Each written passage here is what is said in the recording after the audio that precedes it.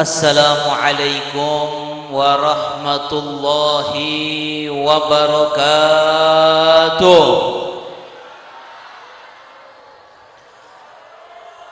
Alhamdulillah wassalatu wassalamu ala Rasulillah Sayyidina Muhammad ibn Abdillah wa ala alihi wa sahbihi wa man wala wala hawla wala quwwata illa billah. Rabbi shrah li sadri wa yassir li amri wahlul 'uqdatam bil lisani yafqahu qawli. Amin. Bismillahi ma syaa Allah la yasuqul khair illallah. Bismillahi ma syaa Allah la yasrifus su'a illallah. Bismillahi ma syaa Allah ma kana min ni'matin fa min Allah.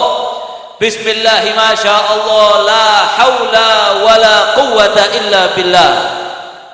Yang saya hormati dan saya muliakan kepada para alim ulama yang hadir, para kiai yang mana mereka para alim ulama, para kiai ini adalah warasatul anbiya, pewaris para nabi yang melanjutkan perjuangan dakwah Nabi kita Muhammad sallallahu alaihi wasallam, yang mengajarkan kepada umat ilmunya Nabi Muhammad sallallahu alaihi wasallam, yang membimbing umat menuju jalan yang diridhai oleh Allah dan diridhai oleh Nabi Muhammad sallallahu alaihi wasallam.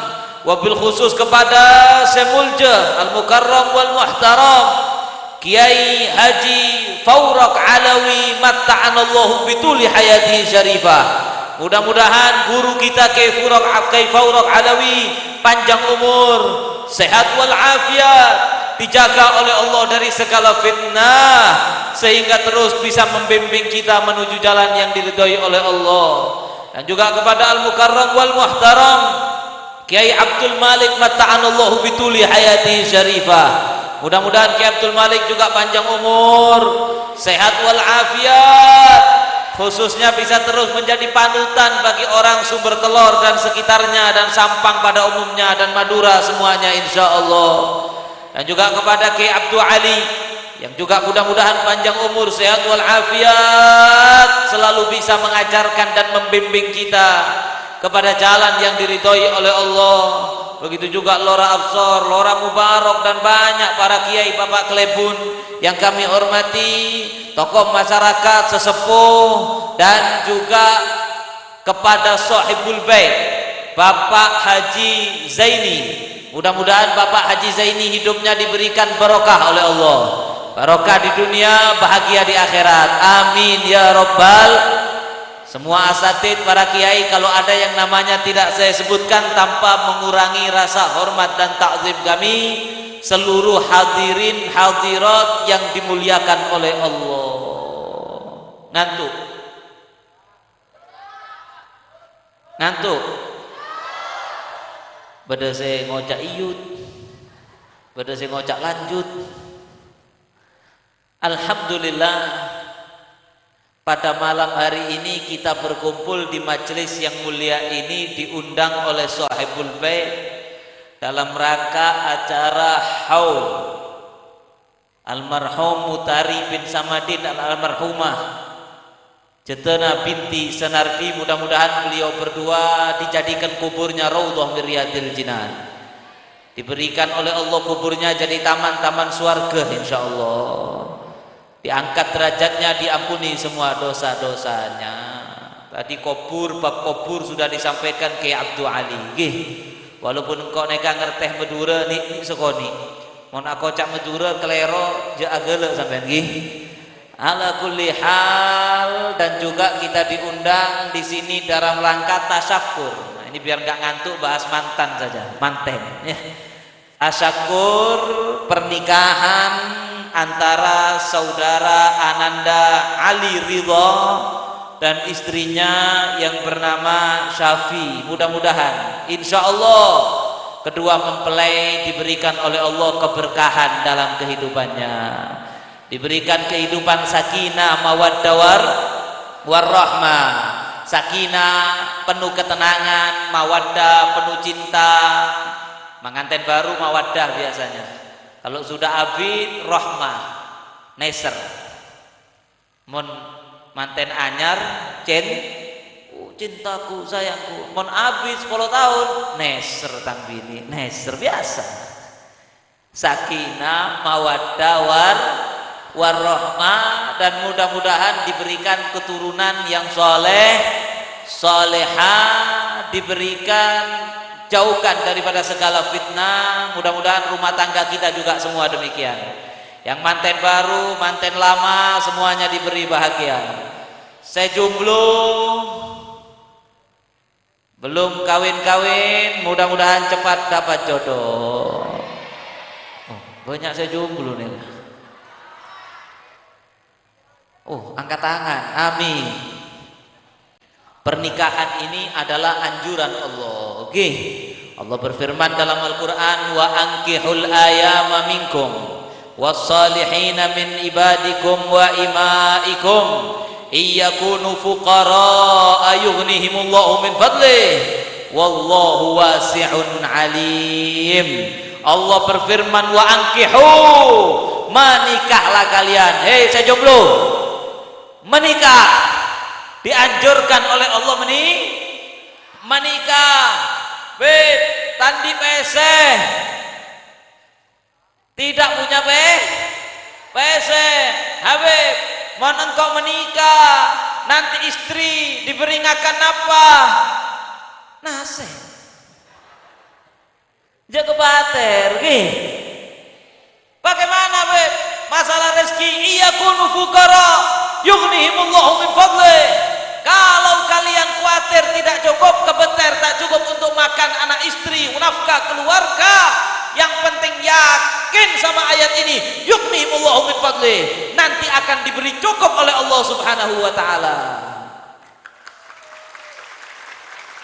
Enggak orang Madura saya lihat Masya Allah 21 tahun nikah, berani nikah. Alako sedikit-sedikit berani nikah. Rezeki tawakal, apa katanya Allah. Bagaimana? Yughnihimullahu min fadlih, dicukupi oleh Allah. Jangan ragu, waduh Habib, saya buat makan sendiri saja repot. Bagaimana kalau menikah, punya istri, punya anak? Jangan khawatir, dicukupi Allah. Tapi ada syarat. Apa syaratnya? Syaratnya bertakwa kepada Allah, taat perintah-perintahnya Allah, menjauhi larangan-larangan Allah. Beb, saya sudah ngikuti saran sampean bilang nikah cukup, ternyata habis nikah, aduh, susah. Mare nikah susah Beb, tak cukup. Subuh abejeng apa ndak? 5 waktu semuanya sholat. Kadang-kadang Wib, kalau sempat sholat, mau tak sempat kita abejeng, mau tak sengkah kita abejeng, mau sengkah abejeng kita yang enggak sholat, kadang enggak. Gimana mau dicukupkan Allah? Ta'ala kau minta gaji.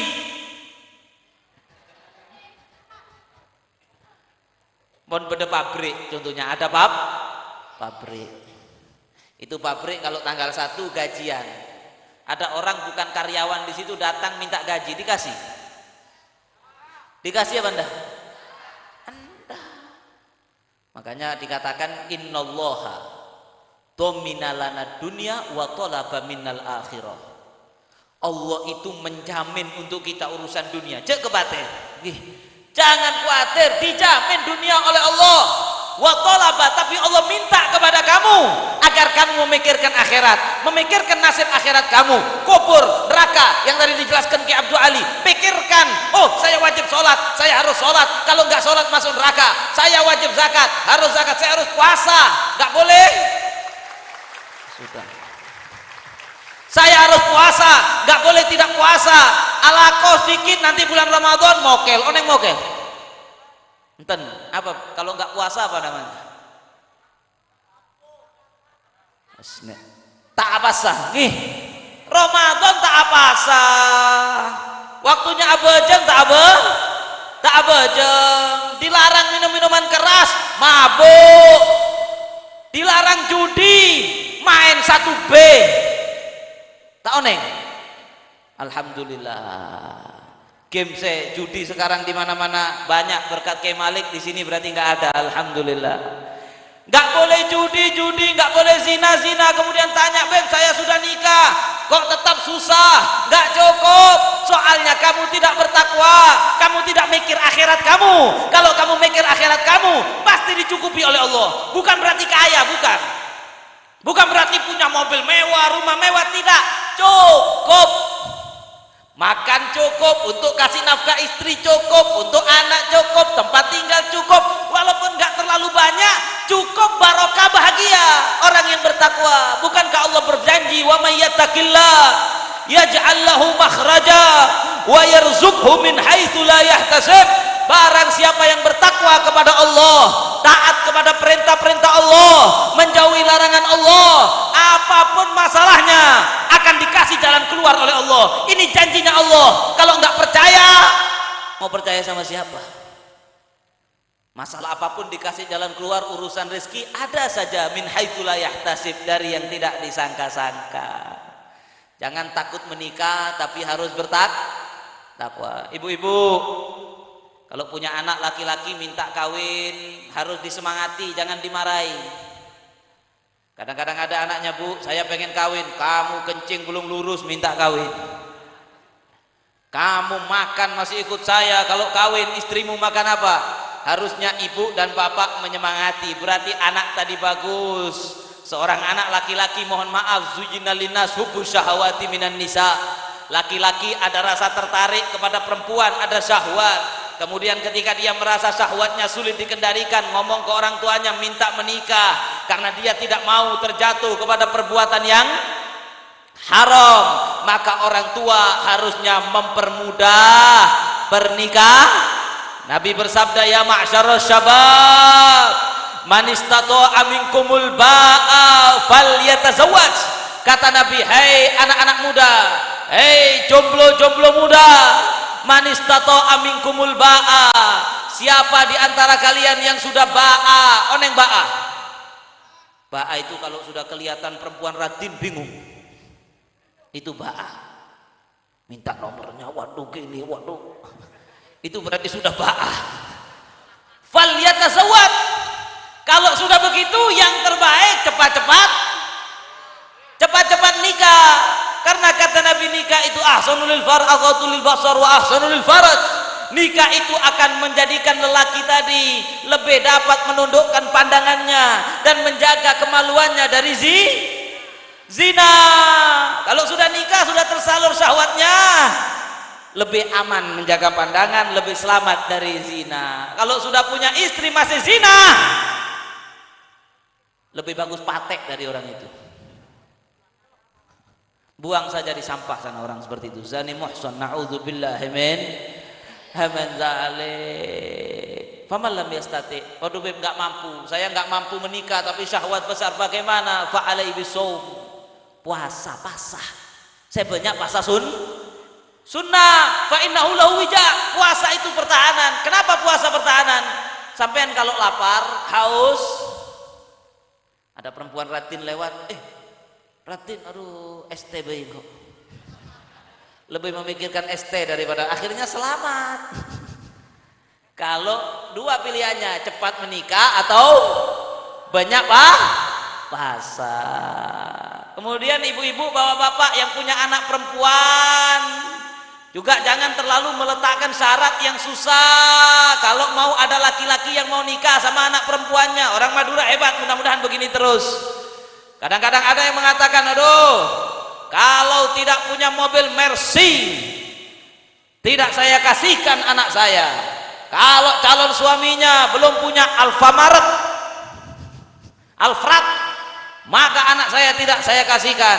Kalau gajinya belum begini, tidak saya kasihkan. Jangan, kata Nabi SAW, idza ja'akum man tardawna dinahu wa khuluquhu fazawwiju wa illam taf'alu takun fitnatun fil ard wa fasadun arid. Kata Nabi, kalau ada seorang lelaki yang datang ke rumahmu meminta melamar anak perempuan kamu untuk menikahi anak perempuan kamu, maka lihatlah dua hal. Tengok berapa? Beda orang datang, assalamualaikum, saya mau ngelamar anak sampean. Dilihat apanya? Sepeda motornya, alakonya, mobilnya, bungkonya, compoknya. Jangan, nggak ada hadis begitu. Kata Nabi suruh lihat dua. Yang pertama dinahu, agamanya. Lihat dulu agamanya apa? Islam. Kalau sudah bukan Islam, walaupun bawa helikopter, tolak apa terima? Orang Madura hebat. Jangan kayak Kai Faurok tadi mengatakan orang yang menikahkan orang Islam dengan orang kafir.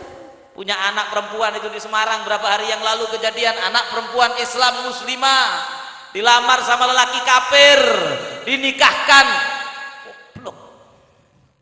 Ibunya bodoh, bapaknya bodoh, anaknya bodoh. Kenapa?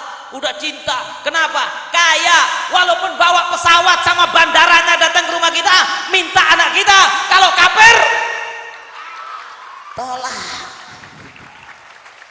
Wong kafir, kalaupun dinikahkan nggak bisa, jelas haram, jelas dilarang Allah.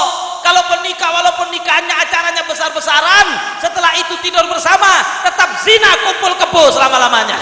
Nggak boleh nikah beda agama. Satu, lihat agamanya. Sekarang lihat juga akidahnya Islam. Islam apa dulu? Oh, Ahlus Sunnah wal Jamaah, Asy'ariyah, Maturidiyah. Oke, cocok. Kedua, akhlaknya, dinahu wa khuluquhu. Lihat agama, lihat akhlaknya bagaimana. Aduh beb, tukang mabuk, tolak. Tapi kaya, tolak. Tapi punya Alphard, tolak. Tapi kelebun, tolak. Jangankan kelebun, anaknya Jokowi kalau fasik tolak. Seandainya, kan kita nggak tahu. Maksudnya presiden ya, bukan mudah-mudahan anaknya soleh-soleh. Nggak peduli, pokoknya fasik, suka minum misalnya, tukang judi, tukang zina, maling, minta anak perempuan kita, tolak. Anak saya sudah cinta, tolak. Mending anak kamu nangis sekarang daripada nanti setelah dinikahi menangis. Sudah cinta biarlah. Memang fasik tapi nggak apa-apalah, anak saya sudah terlanjur jatuh cinta, katanya cinta mati. Kalau nggak saya kawinkan katanya mau minum baygon. Akhirnya dinikahkan. Setelah nikah, hari pertama update status. Wah, pengantin baru, sebulan, 2 bulan, 3 bulan, setahun, telepon bapaknya, telepon ibunya nangis, ibu, suami saya jahat. Ibu, suami saya mabuk-mabukan, pulang saya ditempeleng. Ibu, suami saya zina terus, selingkuh terus, saya menderita, kapok, rasain, salah sendiri kawin sama orang fasik. Sama Nabi sudah dibilang, lihat agama, lihat akhlak, jangan lihat harta, jangan lihat jabatan. Sudah, kalau yang meminta tadi agamanya bagus, akhlaknya bagaimana? Oh, Masya Allah, santrena Kiai Faurok, santrena Kiai Malik, keluar dari pondok, Masya Allah, kemana-mana pengajian, kemana-mana jaga ulama, cinta habaib, cinta kiai, Masya Allah, pakai sarung, walaupun tandi peseh, pakai sepeda motor sih, kodok, terima tanah apa? Beb, nanti anak saya makan apa? Jangan kebeter. Allah yang mencukupi, pokoknya suaminya soleh. Jelas? Beda satu cerita. Lanjut napa cukup? Semangat orang sumber telur nih. Ada cerita.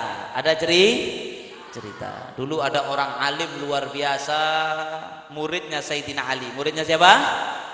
muridnya Sayyidina Ali, berarti tabi'in. Gih, orang mau berguru kepada Nabi namanya sahabat. Kalau ada orang nggak pernah ketemu Nabi tapi berguru ke sahabatnya Nabi namanya ada satu tabi'in tabi'i aj-jalil namanya Sayyidina Sa'id Ibnul Musayyib radhiyallahu taala anhu, luar biasa alim.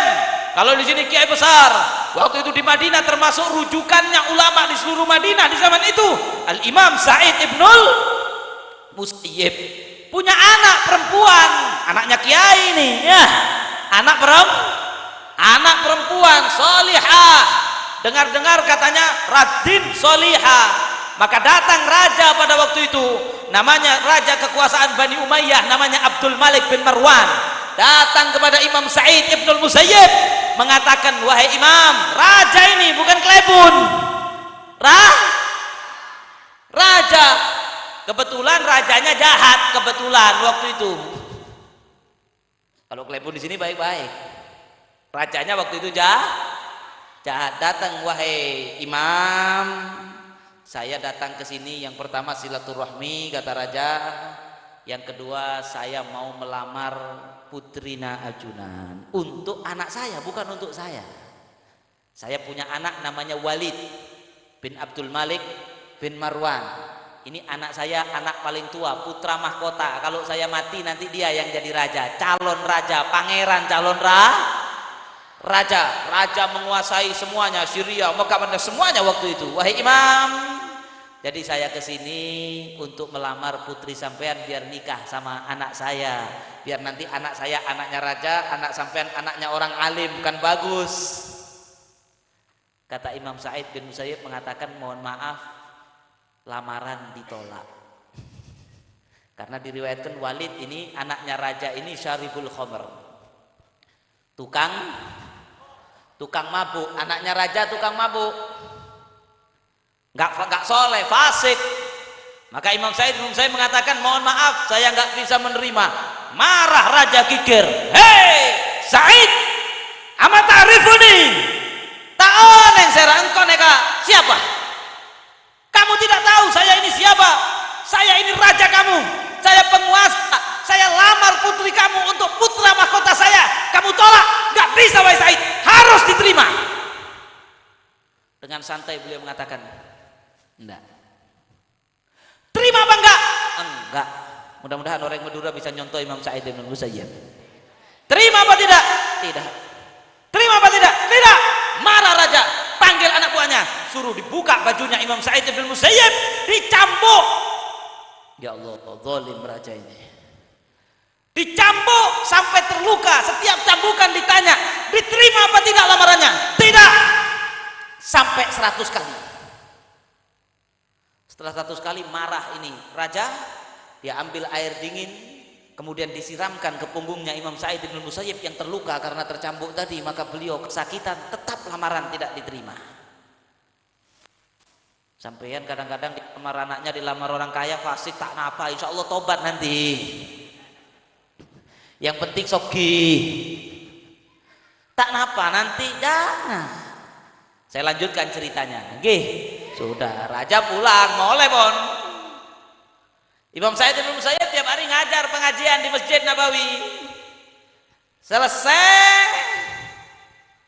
pengajian, selesai jamaah cabis, kata orang Madura. Ya, salaman kepada beliau satu-satu. Ada satu orang salaman diberhentikan, namanya Abdullah bin Abi Wada'ah. Diberhentikan, hei Abdullah bin Abi Wada'ah, kok lama kamu nggak pernah hadir pengajian? Biasanya selalu hadir, kok lama nggak pernah hadir? Kata santrenya tadi, maaf wahai kiai, maaf guru, saya baru kena musibah. 2 bulan yang lalu istri saya meninggal dunia. Inna lillahi wa inna ilaihi. Istri saya meninggal dunia kiai, saya sedih, gak keluar rumah kecuali sholat Jumat 2 bulan. Sekarang alhamdulillah saya biasakan keluar, hadir pengajian lagi. Ditanya sama Imam Sa'id bin Musayyib, oh sudah 2 bulan, innalillahi, didoakan istrinya, sekarang sudah kepin boleh? Belum kiai. Makanya kalau ada duda jangan lama-lama, harus cepat kawin lagi. Kalau di sini ada duda jangan diketawakan, carikan istri. Kalau ada duda mau menikah, anaknya melarang, itu anak durhaka. Bapak kalau kabin boleh, berarti tidak setia dengan almarhumah ibu, ini anak durhaka ini. Kalau orang yang istrinya wafat kemudian menikah lagi adalah tidak setia kepada istri yang pertama, berarti sampean menuduh bahwa Rasulullah tidak setia kepada Siti Khadijah. Karena Siti Khadijah wafat, Nabi nikah lagi dan Nabi tetap cinta Siti Khadijah. Singkat cerita ditanya, kamu sudah nikah lagi? Belum Kiai kita. Siapa Kiai yang mau nikahkan anak perempuannya dengan duda kayak saya? Sudah duda, miskin, nggak punya apa-apa. Kiai, saya ini sekarang cuma punya uang 20 dirham. Kalau sekarang oke lah, 20.000. Uang PC yang saya punya cuma 20.000, Kiai. Mau kawin bagaimana? Mau menikah bagaimana? Kata Imam Sa'ib, beliau mengatakan, wahai muridku, mau nggak kalau kamu saya nikahkan? Ya apa kata sampeyan ya? Sam'an wa ta'atan gula. Kayak santri Madura kalau kiainya ngomong kan, "Engkih Kiai," gitu aja ya. Luar biasa. Saya ini gugih. Masya Allah, terserah Kiai. Ya sudah, saya nikahkan sekarang. Loh, setia Kiai. Bingung. Ya udahlah, isturut, nggak tahu dinikahkan sama siapa, sama anaknya siapa. Ya, pokoknya manut, nurut apa katanya Kiai? Nurut. Akhirnya dipanggil orang yang sudah mau pulang dari pengajian, habis tadi dipanggil, duduk, jangan pulang dulu, ini mau ada akad nikah. Pegang tangannya, bingung ini, mau nikahkan sama siapa ini? Kalau dinikahkan janda umur 70 tahun kan repot saya katanya. Tapi sudahlah, husnudon sama Kiai. Ya Abdullah ibn Abi Wada'ah, uzawijuka ala ma amarallahu bi min imsakin bi ma'rufin au tasrihin bi ihsan. Wahai Abdullah, bingung loh kok nggak ada taukil wali? Kan biasanya diwakilkan dulu sama bapaknya perempuannya. Ini mana bapaknya perempuannya? Kok Kiai saja? Saya nikahkan kamu, angkatuka wa zawwajtuka ibnati. Saya nikahkan kamu dengan anak saya, putri yang tadi diminta anaknya raja ditolak. Dinikahkan dengan duda miskin. Kenapa duda miskin ini? Akhlaknya bagus, agamanya ahli pengajian, agamanya bagus, akhlaknya bagus, tandi PC tak masalah.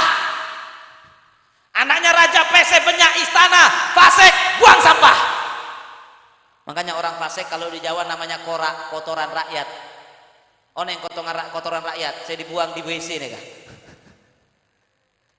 Setelah dinikahkan, bingung beliau pulang ke rumahnya. Waktu itu dalam keadaan puasa Abdullah bin Abi Wada'ah. Pulang ini mimpi apa beneran? Sampai rumahnya lapar mau buka puasa, makanannya orang miskin. Di Arab itu kalau orang miskin makan roti, rotinya kalau dibuat pagi, sore sudah keras kayak batu. Kalau mau dimakan harus dimasukkan air dulu. Kalau nggak dimasukkan air, dilemparkan patenya. Maka waktu mencelupkan roti ini ke air, ada yang ketuk pintu. Assalamualaikum. Siapa ini? Saya mau buka kok mengganggu. Ditanya, man bil bab? Siapa yang di pintu? Menjawab, Sa'id. Loh, ini loh ulama zaman dulu. Kalau sekarang kadang-kadang ditanya, siapa yang datang? Saya Al-Mukarram Al-Habib Zain. Gak boleh gitu. Ulama zaman dulu kalau ditanya, orang soleh ditanya siapa? Imam Sa'id ibn Musayyib Al-Jalil. Ketika ditanya siapa di pintu? Sa'id, namanya saja, gak menyebutkan gelarnya, namanya. Orang lain menyebut Al-Imam begini, Al-Allamah, dirinya menyebut Sa'id. Waduh, masa Kiai Sa'id, Al-Imam Sa'id bin Musayyib datang ke rumah saya, dibuka pintunya, ternyata datang bawa anak perempuannya. Ini tadi anak yang saya nikahkan sama kamu di masjid. Bingung ini. Saya kasihan kalau kamu tidur sendirian malam hari ini, jadi saya antarkan anak saya ke sini. Sudah ya, saya nggak mau ganggu pengantin baru. Assalamualaikum. Nyaman nih? Ketika dilihat subhanallah putrinya Imam Sa'id bin Musayyib, radinnya luar biasa, solehannya luar biasa, bingung dia mau dikasih apa. Ada roti sudah keras, dalam riwayat rotinya ditendang pakai kaki, disembunyikan di belakang pintu, todus. Sudah begitu si perempuan duduk, lelakinya todus, loncat dari belakang pagar si suaminya tadi, buru lari ke rumah ibunya mengatakan, wah ibu, saya ini bingung harus senang apa susah. Kenapa? Tadi kan saya ke masjid ketemu Imam Sa'id bin Musayyib, saya ditanya istri saya meninggal, ditanya sudah nikah apa belum, saya bilang belum, tiba-tiba langsung diakadkan sama putrinya, sekarang putrinya diantar ke rumah saya, bingung saya. Kata ibunya, bentar-bentar, harus ada acara walaupun kecil-kecilan. Udah nggak apa-apa, pinjam sama tetangga duit sedikit buat walimah makan-makan. Setelah itu selesai, tinggal bersama, bahagia, masya Allah. 2 bulan nggak pernah datang pengajian. Saking bahagianya terlena, 2 bulan tak datang pengajian. Setelah 2 bulan datang, mungkin rambutnya basah terus tiap hari. Datang, ditanya sama gurunya, gimana kabarnya anak itu? Baik, maksudnya anaknya baik kiai, baik alhamdulillah. Dikasih uang sama kiainya, ini ya buat kamu hidup sama anak saya, buat modal. Luar biasa, akhirnya hidupnya bahagia, anak perempuannya juga bahagia, walaupun suaminya duda tapi soleh. Kalau sudah soleh, sedikit lagi ya, kalau sudah soleh, bertakwa, pasti baik sama istri. Beb, saya punya suami soleh tapi kok jahat sama istri, berarti nggak soleh. Kalau soleh pasti baik sama istri. Nabi bersabda, ma akraman nisa illa karim wa ma ahanahunna illa laim. Kata Nabi, tidaklah seseorang laki-laki memuliakan istrinya, baik kepada istrinya, lemah lembut kepada istrinya, tidak kasar kepada istrinya, illa karim, kecuali lelaki itu mulia di mata Allah.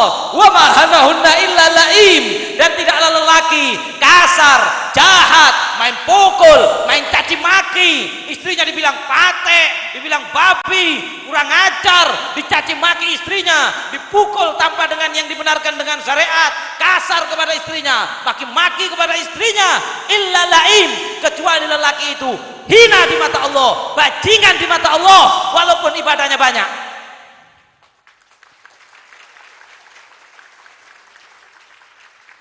Ibadahnya banyak tapi sama istrinya jahat, bajingan.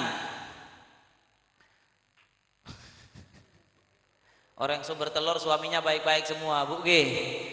Kata Nabi, khairukum li ahlihi wa ana khairukum li ahli. Kata Nabi, yang terbaik di antara kalian, lelaki yang terbaik di antara kalian di mata Allah, baik tidak baiknya kalian di mata Allah, khairukum li ahlihi, adalah yang paling baik kepada istrinya, wa ana khairukum li ahli. Kata Nabi, Rasulullah, bukan saya, kata Rasulullah, saya yang paling baik kepada istri saya. Nggak main-main. Karena sallallahu alaihi wasallam idza khala binisa'i alyanan nas akraman nas duhakan basaman. Nabi Muhammad itu kalau sudah berdua-duaan sama istrinya jadi paling lembutnya orang, jarang marah, senyum, ketawa, sama seperti suami-suami di Robatal. Di luar rumah, laskar-laskar di luar rumah gini. Begitu masuk rumah, oh istriku tercinta, wah. Dalam ada yang mau macam-macam sama Kiai Malik, siap, berani. Masuk rumah, istrinya capek dipijitin. Wah. Kenapa sayang? Istrinya masak kurang enak dikit, gimana mas? Enggak apa-apa, walaupun kurang asin memandang wajahmu yang kurang cantik, walaupun kurang cantik. Walaupun masakannya kurang asin, tapi sambil memandang wajahmu tetap terasa nikmat. Wah, di luar tegas, di dalam kepada istri penuh kasih suami yang baik. Nabi Muhammad begitu. Kalau sama istrinya senyum, tertawa, penuh kasih sayang. Diriwayatkan dulu Rasulullah Sallallahu Alaihi Wasallam itu nikah dengan Sayyidah Aisyah. Sayyidah Aisyah masih muda, Nabi sudah agak tua. Tapi Sayyidah Aisyah mengatakan, saya nggak pernah merasa bosan atau nikah sama orang tua sehingga saya nggak nyaman. Asik Nabi seperti seumuran saya. Siti Aisyah pengen main-main sama Rasulullah, diajak, ayo lomba kejar lomba lari di dalam rumah. Nabi Muhammad lomba lari, tidak ada riwayat hadisnya sahih. Lomba lari dengan Sayyidah Aisyah. Ayah Aisyah 1, 2, 3 lari, hitung 1-0, 2-0, 3-0. Begitu Sayyidah Aisyah tertawa bahagia. Jangan mencontohkan ini di pinggir jalan, dikira gila sampean. Lari-lari sama istri, kemesraan hanya boleh di dalam rumah. Memamerkan kemesraan di luar rumah itu tidak pantas. Memamerkan kemesraan di medsos, gila.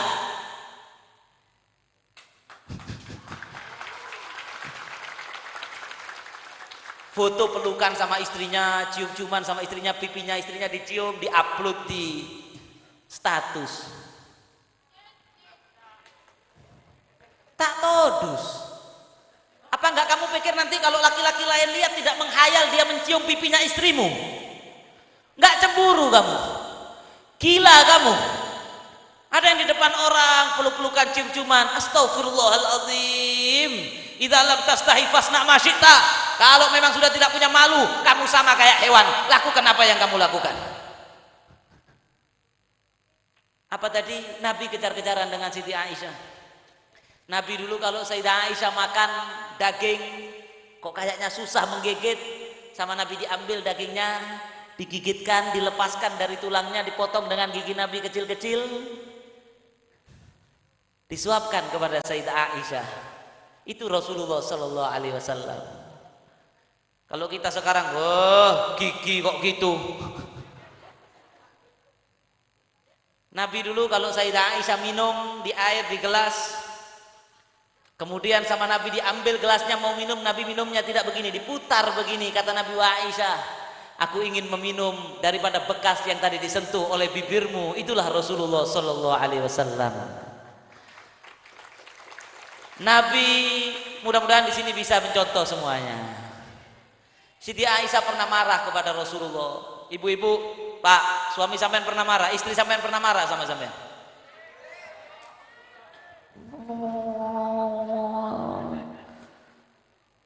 Istri yang begitu susah masuk surga. Nanti bab istri terakhir, suami dulu ya. Siti Aisyah marah. Ala kulli hal Nabi nggak salah, Siti Aisyah yang salah. Radhiyallahu taala anha, luar biasa. Siti Aisyah marah. Waktu Siti Aisyah marah begini, Nabi tidak ikut marah. Nabi hanya senyum sambil mengatakan, ya Humairah. Kata Nabi, wahai istriku yang pipinya putih kemerah-merahan. Sambil dilus-lus pipinya, wahai istriku yang cantik, yang pipinya putih kemerah-merahan. Maka Sayyidah Aisyah yang marah nggak jadi. Makanya kadang-kadang kalau istri malah sampai marah, perang mulut. Kebun binatang keluar, kate, babi. Akhirnya kebun binatang hewannya sudah habis, pertengkaran masih belum selesai. Ambil panci, ceradang.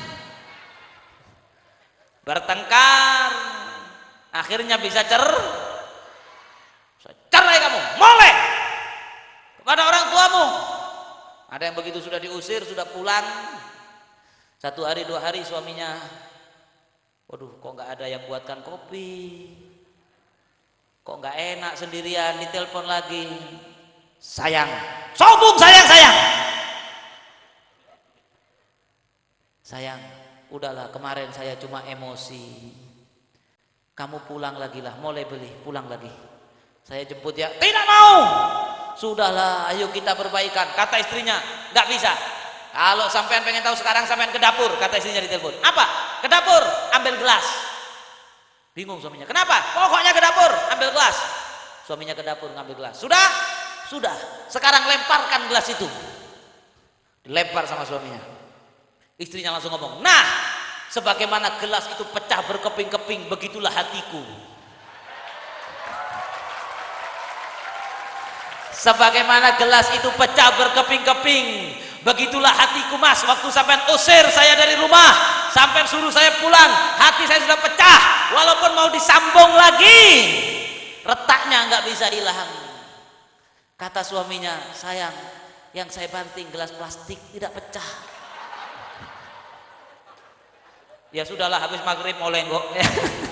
Kata istrinya, sudah habis maghrib jemput pulang lagi saya. Alhamdulillah, untung gelas plastik. Jangan ngikuti emosi. Nabi kalau istrinya marah jadi sampean bapak-bapak kalau istrinya marah dipanggil, wah istriku yang cantik beb, tapi istri saya tidak putih kemerah-merahan, celeng bagaimana? Ya dipanggil, ya Hajar Aswad, wahai istri yang seperti Hajar Aswad. Biar nggak ngantuk ini agak ala kulli hal, lemah lembut penuh kasih. Nabi itu sebagai suami saking baiknya sama istrinya, sampai istrinya itu tidak malu kalau mau agak bercanda di depan Nabi, nggak takut. Makanya kalau ada istri itu di rumah kok nyaman, enak. Kalau suaminya pergi sedih, suaminya datang senang, asik, berarti suami baik. Tapi kalau suaminya pergi, istrinya tola'al badru alaina, udah jangan pulang, merdeka. Kemudian ketika si istri sedang merdeka, ketawa ketiwi, suaminya datang, aduh, langsung takut. Itu berarti suami jahat. Beb tegas, bukan tegas, nggak begitu. Nabi tegas, tapi Nabi nggak begitu. Istrinya Nabi santai, bapak-bapak jangan iri, nanti bentar lagi ibu-ibu yang dihancurkan, bentar lagi, jangan khawatir, jangan kebeter, sebentar lagi, 2 menit lagi, bapak kedua, ibu-ibu yang dihajar. Sekarang bapak-bapak dulu. Ala kulli hal, apa tadi? Nabi istrinya santai, Rasulullah sama istrinya santai, istrinya tidak takut sama Nabi, tapi tegas Rasulullah. Sampai suatu saat Sayyidah Aisyah memasak satu makanan, makanannya sudah siap dalam riwayat hadisnya. Kemudian Nabi waktu itu duduk sama istrinya Sayyidah Saudah, istri yang lain lagi. Kemudian Sayyidah Aisyah mengatakan, ayo Saudah, coba cicipin ini makanan saya buat. Kata Sayyidah Saudah, enggak, saya enggak mau. Agak aja bercanda. Kata Siti Aisyah, ayolah cobain. Enggak mau, ayo cobain. Kalau kamu enggak mau, saya apa ini? Saya raupkan makanan ini ke wajah kamu. Siti Saudah mengatakan tetap enggak, saya enggak mau. Maka Sayyidah Aisyah ngambil makanan itu sedikit, ada hadisnya ini, diraupkan sambil ketawa, bukan tak tokar, ketawa. Siti Aisyah ketawa, Siti Saudah ketawa. Dalam hadisnya fadhahika Rasulullah sallallahu alaihi wasallam. Saat itu Nabi pun tersenyum melihat istrinya bercanda. Nabi tersenyum, menandakan apa? Menandakan Nabi itu santai sama istrinya, nggak kejam, sehingga istrinya mau bercanda begitu nggak takut. Tapi kalau suami kejam, suaminya baru masuk rumah istrinya begini. Yang aneh kadang-kadang suami itu kalau sama teman, sama kanca ramah, assalamualaikum, oh iya, kita ketemu yang ayo makan, dibayarin, baik, ngomongnya lembut. Begitu masuk rumah, buatkan kopi sudah jadi, berapa tahun kawin sama saya, kopi masih kurang manis, kopi terlalu manis, goblok, bodoh. Ya Allah, mudah-mudahan suami-suami tidak seperti itu. Mudah-mudahan saudara Ali Ridho bisa mencontoh Nabi Muhammad, sayang kepada sekarang waktunya perempuan, terakhir udah malam, tapi sampean kan pulang dekat, saya 4 jam 5 jam baru sampai rumah. Perempuan bagaimana? Istri harus taat total kepada suami. Ada yang tadi, iya jahat suami, tapi sampai nggak taat, ya memang perlu dijahatin kalau nggak taat.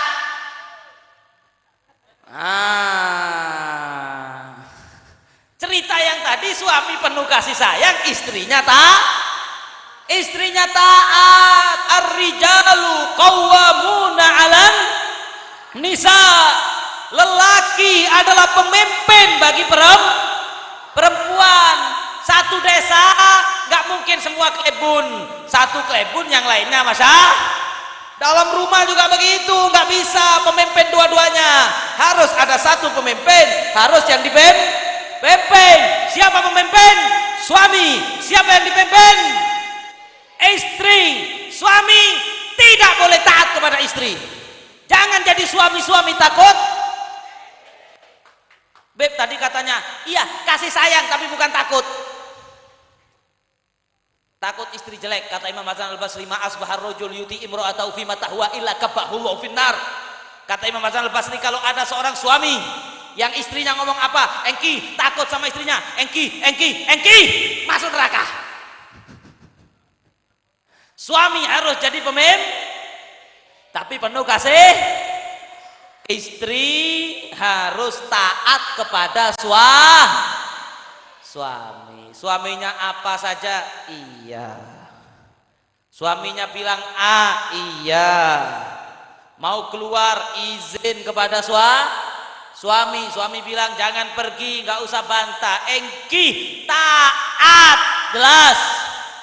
Nabi pernah mengatakan, lau amartu ahad ayyas judali ahad la amartu zauja antas judali zaujiha. Kata Nabi, seandainya boleh makhluk sujud kepada makhluk yang lain, akan aku perintahkan istri sujud kepada suami daripada besarnya kewajiban taatnya seorang istri kepada suami. Seorang perempuan tanya kepada Nabi Shallallahu Alaihi Wasallam, bertanya kepada Nabi, ya Rasulullah, suami saya ini bagaimana? Kata Nabi, suamimu jannatuki wa naruki. Suamimu adalah tiketmu ke surga atau tiketmu ke neraka. Kalau kamu baik, menghormati, kasih sayang, lemah lembut, taat, patuh kepada suami, maka ketaatanmu kepada suamimu akan menjadi tiketmu masuk surga. Tapi wahai istri, kalau kamu tadi kurang ajar, tidak menurut, sering berkata-kata kasar, dibilang tidak, tetap berangkat, jangan pergi, tetap pergi, tidak nurut, tidak taat kepada suami, maka ketidaktaatanmu kepada suamimu menjadi tiketmu memasukkan kamu ke neraka. Walaupun kamu banyak sholat, walaupun banyak puasa sunnah, tidak diterima semua sholatmu selagi kamu tidak taat kepada suamimu. Salasah, kata Nabi, ada 3 hal yang tidak diterima sholatnya, tidak naik fauqa ru'usihim shibron. Di antaranya wamra'atun batat wa zawjuha anha sakhid wa zawjuha 'alaiha sakhid. Kata Nabi, ada 3 orang yang mana sholatnya walaupun sholat pahalanya tidak bisa naik kecuali hanya sejengkal, nggak diterima oleh Allah. Di antaranya seorang istri yang tidur di waktu malam dalam keadaan suaminya marah kepada dia dan dia belum minta maaf, dia dimurkai suaminya, maka walaupun sholat sampai kepalanya gosong, sampai kepalanya putus, nggak diterima oleh Allah sebelum diridhoi suaminya. Nggak main-main. Jangan seneng dengan babak pertama, nggak terima babak kedua, nggak adil itu namanya. Harus taat.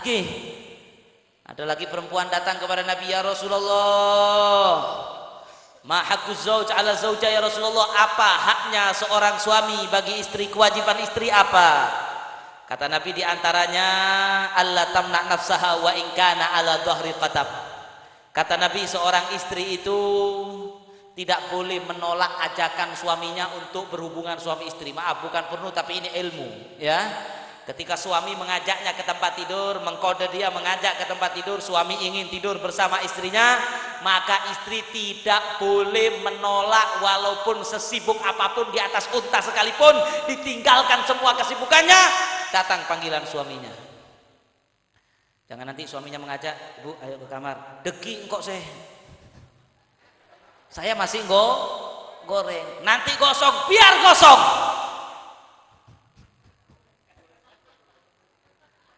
Mau berangkat pengajian sudah rapi pakai bedak, suaminya bilang ayo kita ke kamar dulu. Wah, sampean nega, wong saya mau berangkat pengajian, nanti telat, sudahlah nanti saja, jangan aneh-aneh, ngasih belanja 50.000 seminggu, minta jatah terus. Bih. Yang kayak gitu masuk neraka. Bagaimana Beb? Saya mau berangkat pengajian. Nggak usah berangkat pengajian, taati panggilan suami ke tempat tidur. Jangan mengatakan nanti, jangan mengatakan saya masih sibuk, langsung harus dituruti saat itu jelas. Akan istri yang solihah kalau mau tidur malam izin sama suaminya, bang, sayang, saya mau tidur, sampean ada hajat apa enggak? Kalau enggak ada hajat saya tidur, kalau ada hajat saya enggak tidur. Suaminya bilang ya udah enggak apa-apa tidur, baru tidur. Itu istri, loh kok waduh, itu istri solihah. Wa alla tasumu yauman, kata Nabi, dan hendaklah seorang istri tidak boleh berpuasa sunnah satu hari pun illa biidznih, kecuali izin kepada, mau puasa sunnah ya harus, kalau tidak izin tetap puasa, pahala puasanya buat suami, istrinya dapat dosa, kata Nabi Muhammad SAW. Kenapa? Kembali ke bab yang satu tadi. Karena kalau misalnya suaminya ada hajat ke tempat tidur, engkau pasah, akhirnya suaminya kecewa, istrinya dapat dosa, yang dapat pahala suami. Makanya kalau mau puasa harus izin, bang, saya mau puasa besok, boleh nggak? Oh iya silahkan, baru puasa. Kalau Ramadan nggak perlu izin, ya. Loh Beb, gimana suami saya siang-siang Ramadan ngajak hubungan suami istri, boleh apa tidak? La ta'ata li makhlukin, tidak ada ketaatan kepada makhluk untuk bermaksiat kepada Khalik. Itu berarti suami gila. Ramadan saya memang taat kepada kamu wahai suamiku karena perintah Allah, tetapi lebih besar ketaatan saya kepada Allah yang menyuruh saya berpuasa. Maaf, saya tidak taat karena sampean menyuruh saya sesuatu yang bertentangan dengan perintahnya. Yang berikutnya, wa alla takhruj min baitiha, seorang istri tidak boleh keluar dari rumahnya, dari compoknya, dari bungkonya, illa biidznih, kecuali dengan izin. Keluar pagar, izin. Fa in kharajat, kalau tidak izin tetap keluar, tidak minta izin suaminya, keluar rumah ngelayap, la'anat hal malaikatur rahmah wa malaikatul azab hatta tarji', maka mulai dari dia keluar rumah dia dilaknat oleh malaikat rahmat dan malaikat azab, dilaknat terus sampai pulang ke rumahnya lagi. Intinya istri yang gak taat udah celaka di akhirat. Beb, saya kadang sering keluar gak izin, tapi suami saya tahu caranya minta izin borongan, ngerti? Mas, kalau ke pasar saya tiap hari nggak izin, nggak apa-apa ya, izinnya sekali ke pasarnya tiap hari. Kalau suaminya bilang iya nggak apa-apa, berarti nggak apa-apa. Mas, saya kalau ngantar anak ke sekolah nggak izin tiap hari, nggak apa-apa ya? Oh iya nggak apa-apa. Tapi seandainya suami bilang nggak bisa, walaupun ke pasar tiap hari harus izin, maka tetap harus. Jelas. Penutup terakhir, Nabi bersabda, perempuan yang baik itu idza nadharta ilaiha sarratka. Istri yang solihah itu kalau dilihat suaminya senang. Gimana cara suami biar senang? Raut wajahnya itu harus ramah. Suami mulai alako, assalamualaikum, mas, leso sampean mas, tak buatkan kopi ya, saya pijitin ya. Itu istri solihah. Tapi kalau suaminya pulang kerja istrinya begini,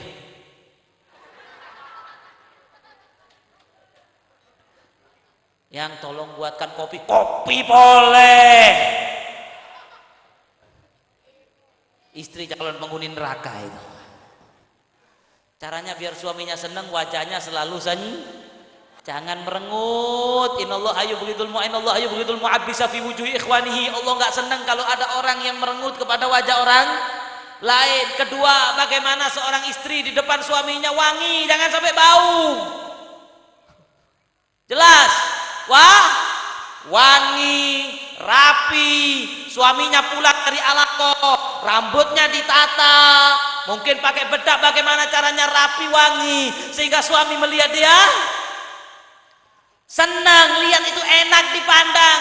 Jangan nanti suami pulang rambut pakai daster bolong semuanya, bau bawang, bau asap, suaminya selingkuh marah-marah. Lah kamu kayak gitu. Jelas harus rapi, jangan dibalik. Kadang-kadang dibalik, keluar rumah rapi, wangi. Mau dilihat siapa? Dilihat suaminya orang. Di dalam rumah.